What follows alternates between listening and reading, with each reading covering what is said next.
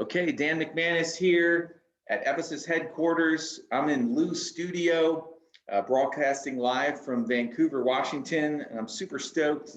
On the line today, we've got Mickey Wahl from Pleasure Pools and Spas. Mickey, thank you so much for joining today. No problem, anytime. All right, so could you give everyone just a little bit of background about your business, what you sell, and why you went looking for software? Yeah. So like he said, Pleasure Pools and Spas in Davenport, and it's my family's store. So we've been in business for a little over 40 years. We do above ground pools, hot tubs, in ground pools, saunas, darts, billiards, patio furniture. So we kind of do a lot. And we always had a POS system, but it was not very efficient or utilized very well. It was a lot of sometimes it was right, sometimes it wasn't. And then a lot of stuff was on paper and we had paper files. So every customer, we had stacks of files everywhere. And we just thought it could be more efficient. So that's when we went looking for new software, and it ultimately ended up with the Lou service we have now. And how long did you look for software, Mickey? It took 2 years. Wow. So a very long time. Yeah, that's what impressed me. You guys really did your homework and before making a decision. Yes, and I'm pretty young, and my grandpa started the business, and it was my dad. So they liked the pencil, paper folders. They didn't trust that everything could go in a computer and make it as efficient as it is right now. So awesome. And then just one more question before we get into Lou and look at that is one of the questions we get the most is about our support. So how has it been dealing with Lou support? It's been awesome. Amy is awesome. I email Amy like once a week, just with random questions, and it's not saying something's wrong with the system once a week. It's just I have questions. So she's always awesome. She gets back right away, and usually I have a stupid question, so it's answered pretty easy. So yeah, it's a big system. There's a lot to know, and our support team is right upstairs in our headquarters. They're all full-time employees right here, ready to help, and we go 6 a.m. to 6 p.m. Pacific time, Monday through Friday, unlimited support. Cool. All right. Let's jump into the software. So I'm going to go ahead and I'm going to hit the screen share. See if I can hit the magic button here. So here is Lou. So we're all logged in just on a Chrome browser. Just went to lou.evosus.com, and we're here. We're starting our day. We can do customer lookups, build estimates, and sales orders. I see these little badges here on the tiles, and that means that looks like I have 2 activities in my day. We'll get into that in a few minutes. But right now, what we're going to do is we're going to fire up a new estimate. So I'm just going to hit the plus sign here, and it's going to ask me for a customer. I could add a new customer here, but in this case, I'm going to choose my favorite customer, whose name is Mickey Wahl. So I didn't hit enter there. I just found Mickey's information. You can see it preloads a phone number, street address. I can also see I've got a card on file for integrated credit or debit card processing for Mickey. And it's going to ask me just a few other things before I go ahead and create the estimate. So it's going to ask me, how are you probably going to get product out to Mickey? I'm going to say delivery. And in this case, we're going to go ahead and build a billiard estimate. So, hey, Mickey, anything that I missed here that you would normally do as you're building a new estimate? Nope. That's exactly how the only way we have it separated is department. We have whether it's coming from our sales department or service department or retail, like our retail department, so we can kind of track that in reports. Smart. Love that. So here we are at the estimate profile, and we've got my information. I'm Dan here. I'm the sales guy selling Mickey something today. I can see all the attributes here on the left. And over here is my customer information. And so I can, of course, hit update and update that right now. And I can either update it just on this particular estimate, or if let's say I had a new email address, I can update it on the account level as well. But we're going to very quickly move down, and we're going to get this estimate rocking. So what I've done is when we were talking earlier, Mickey told me that his best-selling billiard table is an Americana. So check this out. I built a special order item that actually says, okay, you want to buy a billiard table? Well, you need to know some attributes to it. You can buy a 7 or 8 foot table. put some comments in there if I want. What type of finish do you want? So I think Mickey likes the original cherry look last I knew. And you can do the sites and pick accessories. You can do upsells in here. In this case, I'm just going to keep it simple and hit save. And what this does is it adds those attributes to the order. So what's cool about this is, as a special order item, as we call it, it's one SKU, it's the Americana billiard table, but I've customized it with these attributes. So I'm not sure if you're using this feature in the system, Mickey, but it's one option that you have. No, but I want to see this recording because that looked nice. Yeah, it took me probably about 5 minutes to set that up through the inventory, just to set the attributes and ask the questions. And I took them right off I took your advice and took them right off the manufacturer's website and matched up the attributes. We do that for like pools, above ground pools and everything. Not for in ground, but above ground, and it's pretty easy. Very cool. I don't think we're quite ready to take a deposit yet, but let's go ahead and we've got, again, we're still working on our estimate. And actually, you know what? Let's go ahead and take a deposit. If we're ready to go, here's how we do that. Do you typically take a deposit from the estimate, or not until it's at the work order stage, Mickey? We do it in sales orders. So if you came in and did this, it'd be a sales order. Okay. In this case, I'm going to go ahead and I could use the card on file, or let's say somebody writes a check. I can go ahead and check and go ahead and save, and it's going to take a deposit and apply it back to that estimate. But you can take an estimate now, or like Mickey mentioned, you can go and you can, once you convert it to a sales or work order, you can apply it there as well. So I'm just back at my home screen, and I can see I've got a new estimate there that I can see the badge up there. So I'm going to go back into that. And if I want to, I could either search. In this case, I just have the one listed. So I just double click it, and it allows me to just go straight into that estimate profile once again. Basically, after someone says, yeah, let's go ahead and take this estimate, and let's go ahead and I want the product. I can move it to a win. I can say there's reasons why I won. I can add some details. And Mickey was just talking about a sales order. Typically, we know a sales order as hard goods only. If you're going to add some delivery charges and labor, we recommend promoting it to a work order. So that's what I'm going to do here. But really, the choice is yours. So what it's going to do is it's basically taking that estimate and pushing it to a work order profile. And what I realized was along the way, I forgot to add labor. So let's go ahead and do that now. I think when we talked, Mickey, you said a lot of times you'll blend the delivery charge into the package. The package, yeah. Yep. So that's certainly an option as well. In this case, I'm going to go ahead and add a quick SKU. What's nice about quick SKUs is these are my things that I'm going to reference all the time. So we have a quick SKU called express delivery. If you had an express delivery charge, this is exactly how you'd add it in here. So I'm going to go ahead and close that, and then I can see that it's added it to my work order. And I've got my subtotal there. Then the last thing I'm going to do is, just so we have a task that shows up on the calendar, I'm going to go ahead and schedule delivery. So again, customer information is up top. It's got built-in routing, but I'm moving quickly here. In this case, I'm going to schedule a delivery task, which it defaults to 60 minutes. Looks like it's got the billiard. Time frames, these are all during the setup process. These are all things that you set up. So how long did your onboarding or setup process on Blue take, Mickey? So they blocked us off for a month, and I'd say we had it done in 2 weeks of working on it for an hour or so a day.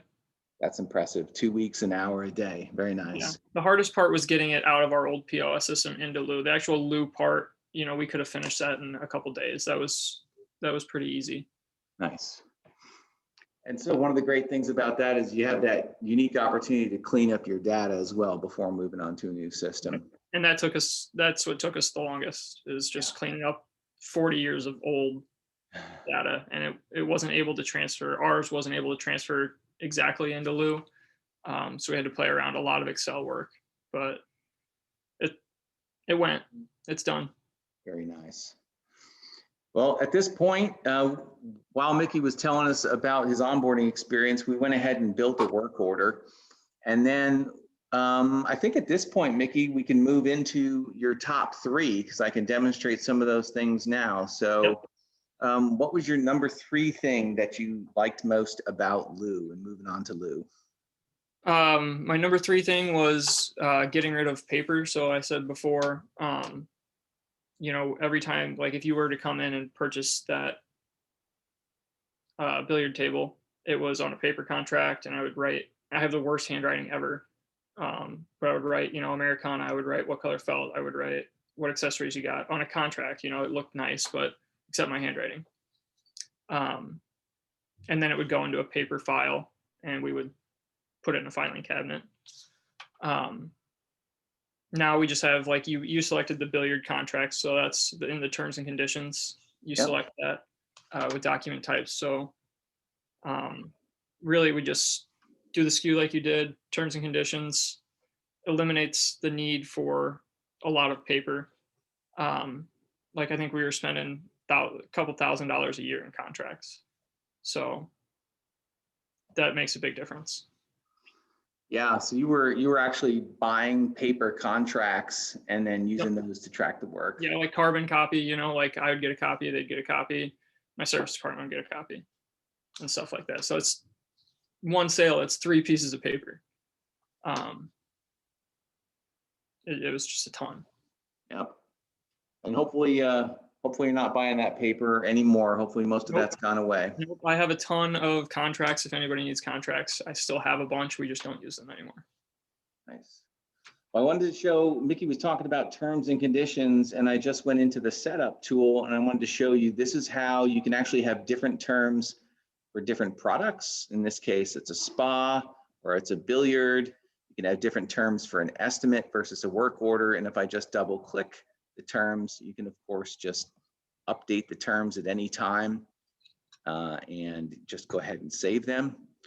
Or you can create a new one. By the way, if you wanted to separate this by individual brand, if there was special warranty terms or otherwise, you could absolutely set it up that way. In this case, we have, print on this specific document type. We have point of sale documents, billiard estimates, spa estimates, so on and so forth. So this is where you'd go ahead and update those terms and conditions. Okay, I'm going to hit home button because I got a little lost in there, but I know my safety net is I can always hit home and just go back home again. So what's your number 2, Mickey? My number 2 is customer messaging. So it saved us a lot of time, like with calls, calling people all the time, really telling invoices, we're on the way, stuff's in. With Lou messaging, a tech just hits on the way, when they finish the job before, so no need to call, and it sends them a text and an email so they know when we'll be there. Awesome. And I'm showing exactly what Mickey's talking about here. I just went into My Day and I clicked On My Way, and it said an email's been sent to that customer. And I think I set it up so that we should be able to just go to my inbox and just see what that email looks like. Just go to a Gmail inbox, and at the speed of Gmail, we'll pull that up in a sec. So in the meantime, while my inbox pulls up, I'm going to show you how you'd go ahead. This is Ms. Amelia Jones, where we were on our way. So we just clicked on our way. If we've arrived, we click arrived, and another message would go out. But Mickey also mentioned texting. So how is that managed throughout the process, right? So is it email? Is it text? Is it both? How does that work? So, and the answer is it's by individual customer. So if I go into Miss Amelia Jones customer profile, you can actually say, she might say, you guys are just hitting me with too many messages, or I just like text messages only. This is how you manage that on a customer by customer basis. So as I pull up the profile, I can see, of course, I can update phone, I can update email address. And you can see this customer says, I just want emails. But if she said, nope, just send me text, I changed my mind. You just change it to text, or do not message, leave me alone. Whatever you want, you can do that. You just hit save, and now it's saved for that customer moving forward. And if I go to my inbox, which should have pulled up by now, here it is. We're on our way. Corner Pocket Billiards is the name of our company. Just a quick message to let you know our team is on your way. And of course, you can customize the message that you want to go out to your customers right there. Cool. All right, so messaging as a nice step forward. Mickey, what's your number one? My number one is review and invoice. I'm sure my service manager would say the same. How we used to do it before is, I have like 4 or 5 service crews at any point in the year, and they do, multiple calls per day, and they would fill out a ticket, paper again, fill out a work order ticket, and at the end of the day, they'd come in, they'd stack them on his desk, and he'd go through them and call people, get payments, mail, invoices, hope we get a check back, and now with the review and invoice, he can do it in live time. So throughout the day, if he gets 10, 15 minutes, he goes in, just reviews, and you can invoice it and you can collect payment all in like 3 or 4 clicks. And then the customer gets the copy a lot quicker. So it's really happens really well, because we'd have times where, we go to a house at 8 o'clock in the morning, customer calls and wants to pay their bill, and it's noon, but we don't even have it yet because the tech hasn't been back to the shop. So, it gets better cash flow. My service manager doesn't have to stay late because he can do it all throughout the day. And we don't go, days without getting paid for work we've already done. Awesome. Awesome. We love hearing that. Getting paid faster and customer communication is better too. And the customers are happy about it too.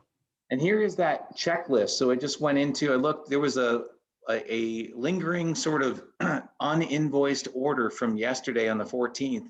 This is exactly what Mickey was just talking about. You can say, okay, let's go ahead and authorize the payment on file because we happen to have a card on file. Awesome. Let's go ahead and message the invoice. Let's send the door hanger. And then separately, you can also send a customer statement if there's a balance remaining on the account. In this case, I'm gonna say, let's not hit them with too many messages. Let's just go ahead and get them the receipt and send them the door hanger for the work that was done. I go ahead and I hit the invoice. And just as Mickey described, the service manager is clearing it out. So now if that customer communication somehow got missed or the invoicing didn't happen, this is where you clean it up.